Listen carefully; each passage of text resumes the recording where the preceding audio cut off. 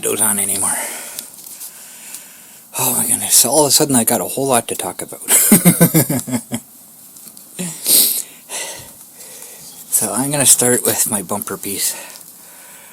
It's all finished. Added some more welding to it, ground it down. There's no holes in the bar anymore. There are divots in the actual weld, little valleys. I'll just fill those up with primer when I paint it. No big deal. No holes. Salt's not going to get inside it. So I got that part done. So I was on Amazon last night and I found a spool of welding wire, 2-pound spool for 20 bucks. I wasn't going to pass it up, so I bought it. My main concern is being in the middle of a project and suddenly running out of wire. I don't want that to happen. So I got it. I don't need to worry about it. I should have that by Friday. And the screws will be here by next Tuesday. And speaking of screws, thank you everybody for all your input on this. These are not actually the screws I'm looking for. These, I don't have my glasses on now so I can't see. These are actually drill bit screws, self-drilling. That is not actually what I'm looking for. I don't know why they used drill screws on that front bumper plastic, because there's holes in the plastic. They just have to be self-tapping. They don't need to be drilling. So I'm not actually looking for the drilling screws. And some of you actually pointed that out. Thank you. That's what they were. But that's not actually. I'm just looking for the self-tapping screws. So I do have an 800 pack of those on the way, different sizes. 8 different sizes, I think. So that should cover everything that I need. I almost bought the wrong one. There's miniature, like micro screws. They're good for, like, you know, electronics things that you take apart with the tiny little screws. They're good for that, but that's not what I'm looking for. I need the bigger ones, the 2 millimeter. I think they are M2, something like that. I don't know. But that's what I'm actually looking for, and that's what I need here. So thank you everybody for all that. Another viewer question. I've talked about this before, but I am going to address it again. I was actually going to talk about this before somebody asked. So I'm going to turn the screen around here again so I can actually see. So that would be my phone. I'll be right back. Okay, so that was Zach. He wants me to grab him some perlite for his snakes, because apparently he has eggs and he's not ready for incubator yet, so he wants me to grab a bag of that for him. Okay, surprisingly I remember what I was talking about, probably because I got a tube sitting here. So somebody asked me, why don't I patch my tubes? Well, I've covered that in the past, but that was years ago, several years ago. So I'm going to talk about it again, and I thought about it when I was talking about the tubes to begin with. I thought about it, and I just never got to it. So I was going to talk about it anyways, but now that questions come up, I am going to address it. This tube is round, okay? It's circular. You can't really tell because there's no air in it, but it is circular. These tires are low profile, they're thin and wide. So these round tubes stretch a whole lot. And that makes the tube super thin to begin with. And that's why I think that's one of the reasons why I'm susceptible to getting so many flat tires. So, problem with that is, and this problem exists even if I buy them from the dealer, I actually get the tubes that are designed for these, but they're oval, they're not circular, they're actually wide, a little bit wider, but they're still not a lot wider. So the tubes stretch a whole lot. And if I put a patch on it, the patch doesn't stay. Even before this issue, I talked about it before. I suck at patching tubes anyways. I can never get them to hold.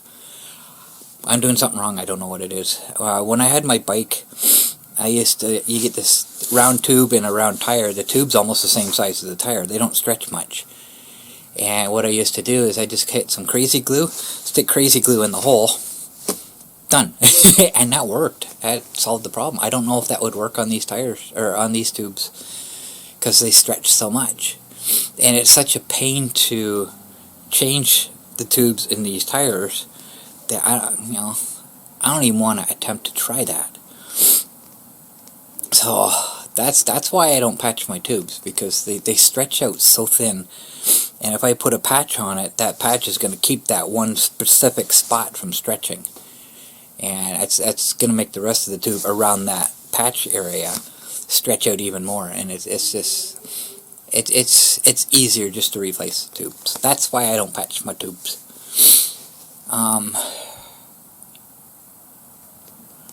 I have looked on Amazon. The tire size on the Monster, they don't exist. This company is the only company that makes them. I've gone to tire places in town here. They can't find anything even close. So the only thing I can do is put normal tires, the same diameter rim, on, right? But that would make them larger, and they wouldn't fit inside the fender wells, and the back ones would probably hit the side of the Monster. I'd get past their speed because they wouldn't be low profile tires anymore. But then I got the issue of, if I get a flat tire, am I going to be able to drive it home? That's one thing I like about these tires. I can drive on a flat tire, like on the back. I can drive home on a flat tire and not worry about it bunching up and coming off the rim and causing an issue that way. That's the one thing I do like about them. And it's just not practical for me to take tire changing tools and a spare tube and a jack and everything with me, everywhere I go, because it just takes up so much space. It weighs so much. It's not practical. So I like the fact that I can drive home on a flat tire. And the front tires, no problem. The back tires, it's obvious. Like the Monster struggles because there's so much resistance. It puts a lot of stress on the motor. So if I have a flat tire on the back, I'm not going to be driving around like I will with the front. The front doesn't make that much difference. It's noticeable. It's definitely noticeable. It's really hard to steer, but and again, that's the issue I'm looking at right now. I have extra stress on the motor, and I am concerned with my motor right now because every couple years I've had to change either the motor or the transaxle, right? And I'm in my 3rd year right now. And yesterday when I was down at the boat launch, when I came back up the hill, the motor seems to be pretty weak. So I'm not sure if that's related to the air temperature right now being cold, the flat tire and every resistance from the flat tire. I don't know until I get the Monster finished, and put back together. Then I'm just not gonna know if the motor's got an issue. But I am gonna check the brushes anyways when I have everything apart, because it's time to check those. So that might be an issue. I might just have worn brushes. Hopefully it's that simple. So I come out today. I know, Mr. Robin. Robin walking by. You can't make a nest in your dude. Or dudette. They like to make nests up in the rafters up here. I don't mind, but this door is not left open all the time, so I don't want them nesting in here, because they won't be able to get in or out. So I watched. I don't know if I zoomed. Yeah, I did. I hit the button again. I wonder why my head looks so big. So I watched the tornado live stream last night, like I was talking about, and there was no major tornadoes anywhere, but there were several damaging tornadoes, caused a lot of damage. One that surprised me, there was one in West Virginia. That really surprised me. But here I am watching a tornado live stream, and I get a notice on my phone for an earthquake. It's a 7.5 in Taiwan, and within 5 minutes, this tornado live stream is talking about earthquake and tsunami warnings across the U.S. East Coast, right? So, like, that was kind of interesting. So apparently Taiwan had a pretty good earthquake. There's a bunch of videos today. I've noticed just the titles. I haven't watched any videos yet today, so I mean, kind of interesting to see, I guess. But it was kind of interesting. I'm watching a live stream about tornadoes, and an earthquake pops into the conversation.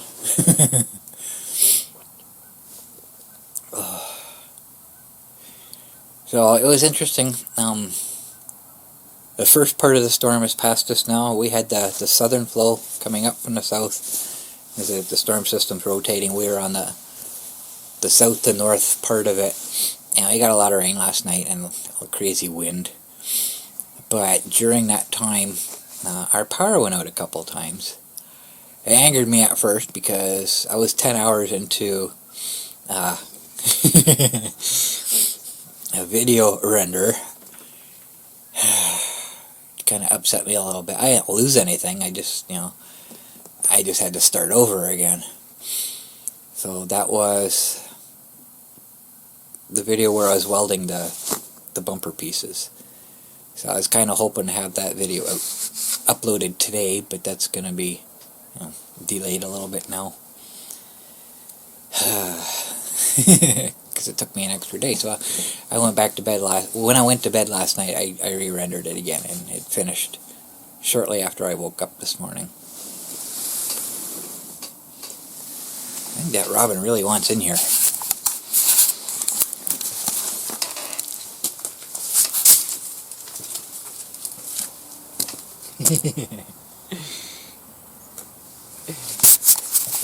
There's a couple of them there. They're looking at the garage. They've nested in here before. Before we had the door put on, when it was open all the time. They nested in here. I think they're looking at it again. So I guess it's nesting time for the birds now. I noticed a lot of geese in the grass. So anyways, at some point during the live stream I was watching, the fire department got paged out to a fire. Attention, North Carolina Fire, please respond 90227, Keeper Line, just off of Salem Road. You'll be going to the back of the property. They were boiling sap in the woods, and now there are trees on fire. That's 90227, Keeper Line. Time first page is 205640. They said they were boiling sap, which tells me they're making maple syrup. And trees are on fire. So my first thought was, aren't you supposed to take the sap out of the trees before you boil it? Right? That was my comic relief for that. That was my first thought. I say, take the sap out of the trees, then boil it, right? But I'm guessing, you got a sugar shack out in the woods, and you're burning wood for the fire, right? So there's probably no screen on the top of the chimney. It's probably just embers coming out, and with last night's wind, crazy wind, they set the trees on fire. So Blythe was coming in. Rescue 7 was bringing Unit 10, that's the off-road truck vehicle, and Tank 9. So I'm thinking, okay, I know it's that way, and Blythe is coming from that way, so they're going to come through town. So I decided to walk down to Timmy's. I didn't bother with the monster, because by the time I got the camera set up and everything, got everything ready to go, I wouldn't have made it. So I just walked. I figured, by the time I get to the bottom of the hill, I'll have time. Well, I made it to the bench between bottom of the hill here and Tim Hortons. And just before I even got to the bench, I could see their lights flashing already. So it was good timing. I made it. So I got video of those going by. In the rain.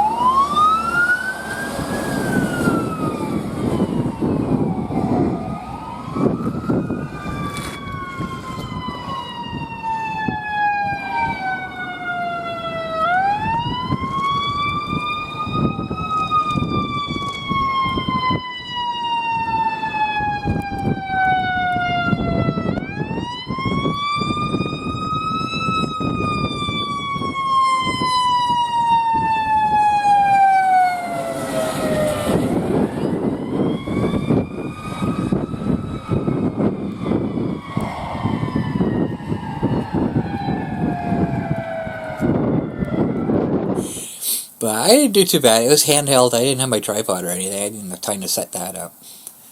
But it was handheld. I got fairly decent the image stabilization in this camera really makes a big difference, I'll tell you.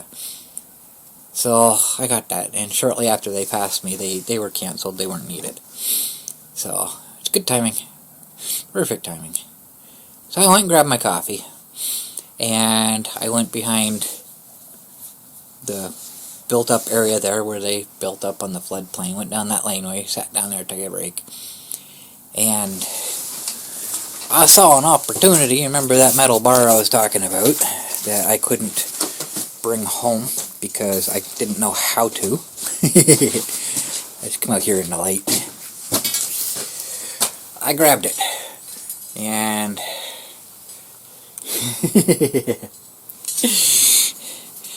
I said that it was about 5 feet tall. Well, if it was straight, the shepherd's hook part on the top there, if it was straight, it would be 6 feet tall. So I carried it home, and this thing is not light. I'll tell you, it is not light.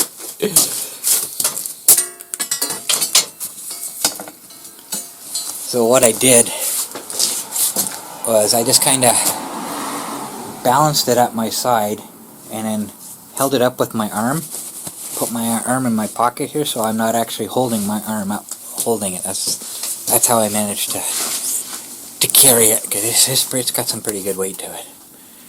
So now I have a 1-inch bar if I need 1-inch steel for anything, and it's solid. It's not a tube. It's solid steel. So that's pretty good. I got it home. There's a couple other things that I'd like to grab, but I think they're town property. I'm not gonna. The street signs, it's almost like an omega shape that are vertical in the ground. They mount signs to. That's one of them. I'm pretty sure that's town property. I'm not gonna touch that one. And there was something else. I can't remember what it was. But it looks like somebody was working on a project and just left it there, and they're going to be coming back and finishing, so I won't touch that either. But this is obviously not being used for anything. I don't know where it came from. It's not in a construction area. It's not on, I can't say town property. I'll say not on public utilities property. I'll say that. So I'm not touching that.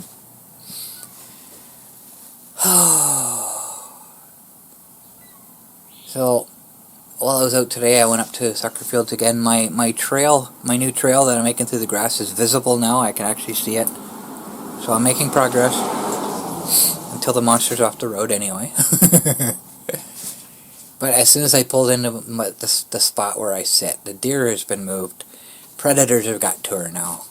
And that was not like that yesterday, so obviously last night. I don't know if coyotes got to her. She's almost gone.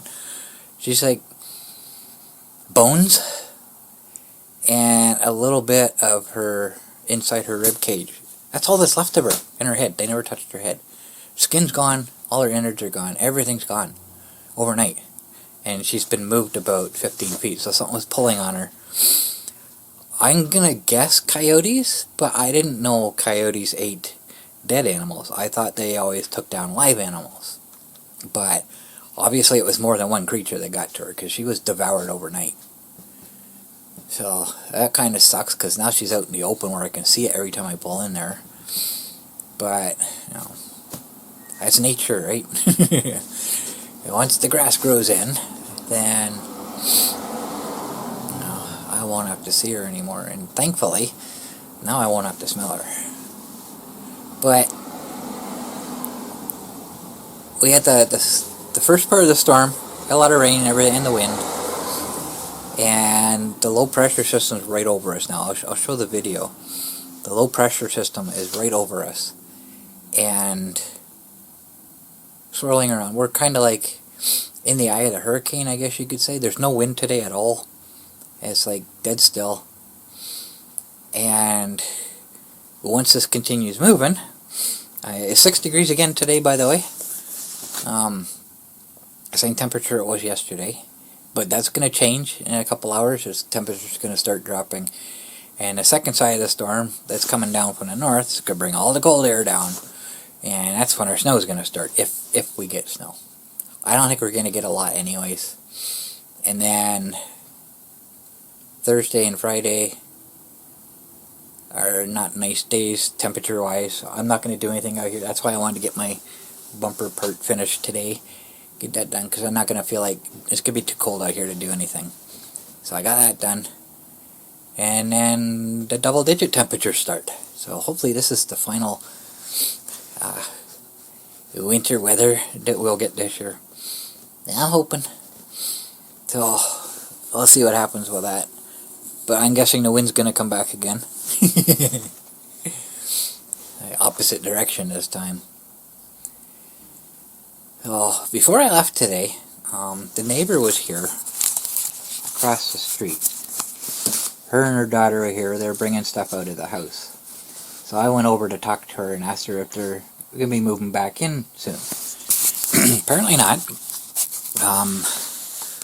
I don't know if I told you before that an insurance company wouldn't cover her because they said there wasn't enough damage. So that don't make sense to me, but like I said, I've never owned a house. I've never had home insurance. I've had renter's insurance, but I don't remember if there's a deductible or not. So I am thinking, in order to have lower insurance costs, you have a higher deductible, right? So I'm thinking maybe the damage wasn't, maybe their deductible covered the damage? I don't know. That's my guess. So apparently they settled with the insurance company for $86,000. So basically they sold the house to the insurance company for $86,000, and I said to her, I said, holy crap, you can barely get a new car for that anymore, right? She's kind of, yeah. But it was cheaper for them to do that than to fix, what needs to be fixed. And as soon as I pulled into their driveway, you can still smell it. You can smell, it's still got that burnt house smell to it. It's like, so I can imagine what it's like inside, right? And she said there's not a lot in there that's salvageable, just from the smoke damage.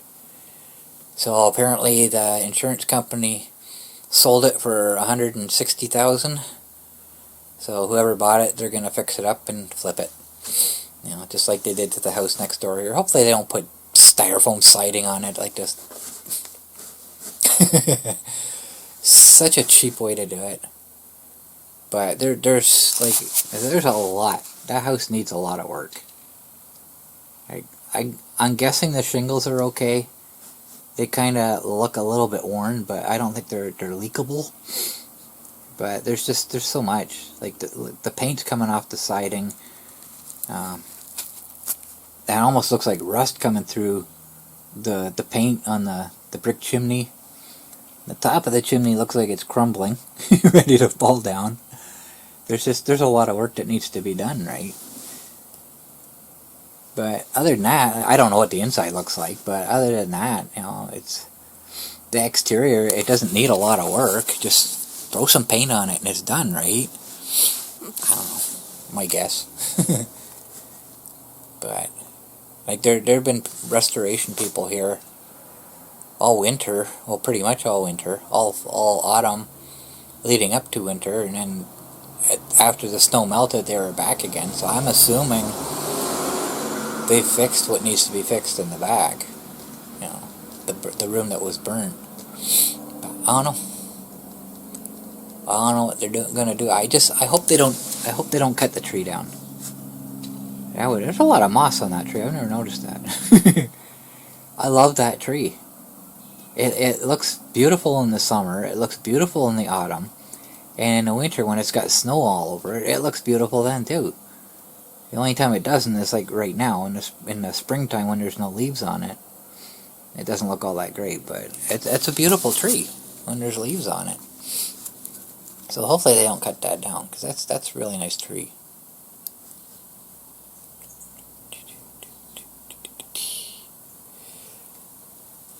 Well, I think there's only one more thing. I'm all over the place here.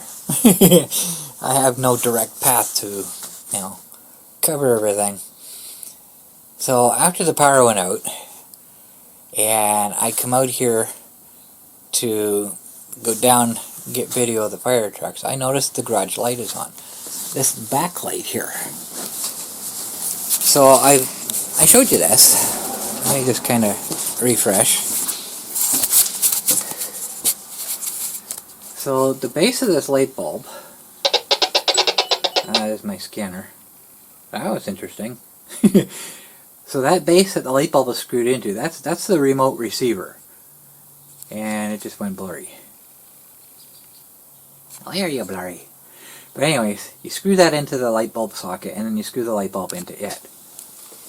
And that is what receives the signal. This light switch here is what turns the light on.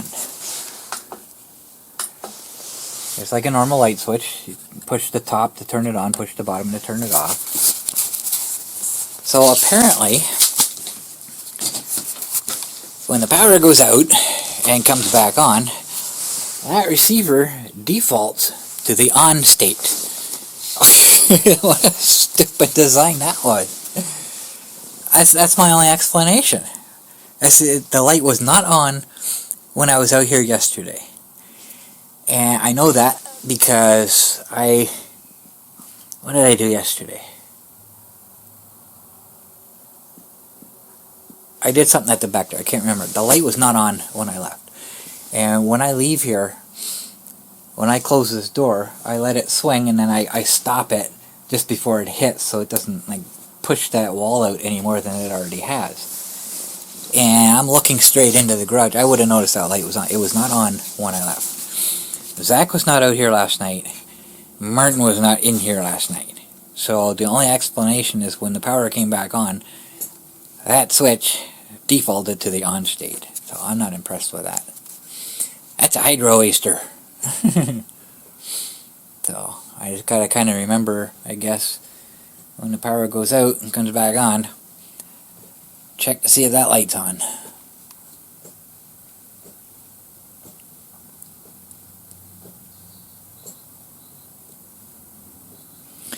I think that's all I wanted to cover. So I just got static on my scanner. At the same time I got an earthquake notice. That was kind of interesting. Ooh. I'm not even sure I want to try to pronounce that. This one's in Ontario at 2.1.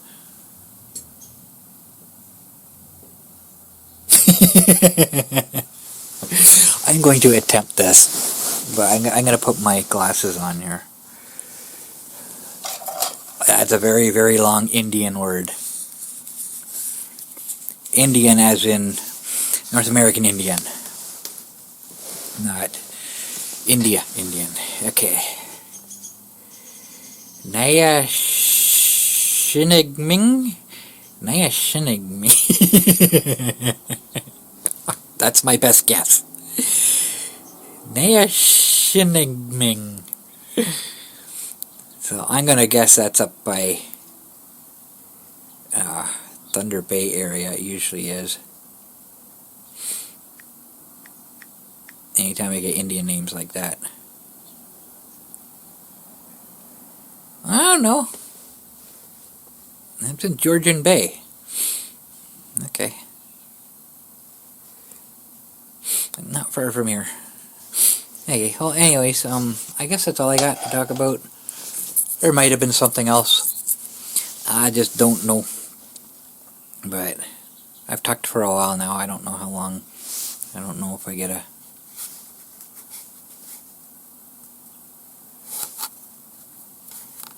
Apparently the touchscreen doesn't work on here when I am recording. It's interesting.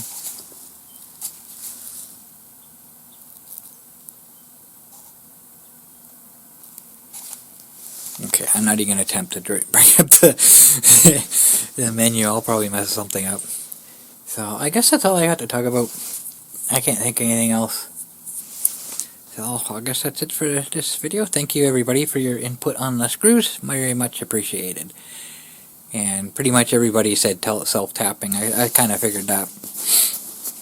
But why they used sell drilling screws on that. I don't know, not necessary.